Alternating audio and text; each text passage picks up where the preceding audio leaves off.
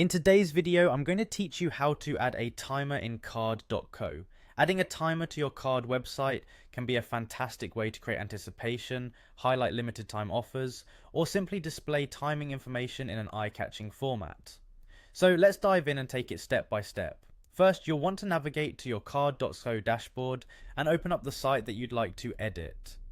This is where you can make all the customizations to enhance your website's functionality. Once you have the site open, look for the plus symbol on your screen. That's your key to adding new elements. When you click the plus button, you'll see a list of elements you can add to your site. What you want to do here is select the option labeled timer. This is what will allow you to integrate a countdown or count up timer into your site. Once you've selected the timer, you'll be faced with a few options to choose from depending on what you need. This is where you decide the timer's main function. Let's explore those options. First up is the default timer. This one counts down to, or can count up from, a fixed date and time. It's versatile if you have a specific start or end you're aiming for. Next, there's the countdown timer, which is perfect if you want to create a sense of urgency. This option counts down to a fixed date and time and stops once it hits 0. It's great for setting deadlines or special events. Then we have the count up timer.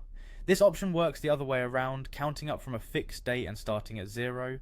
It can be useful for tracking how much time has passed since a particular event, making it a handy tool for progress tracking or anniversaries. Lastly, there's the duration timer, which counts down from a specific duration, stopping at 0. This type is perfect for when you need to showcase how much time remains for a set period, like in workout routines or special offers.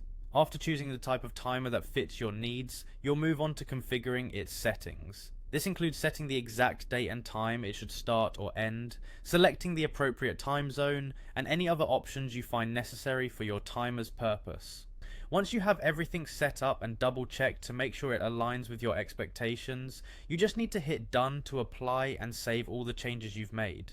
And there you have it, a timer on your card website, set up and ready to enhance your site's functionality.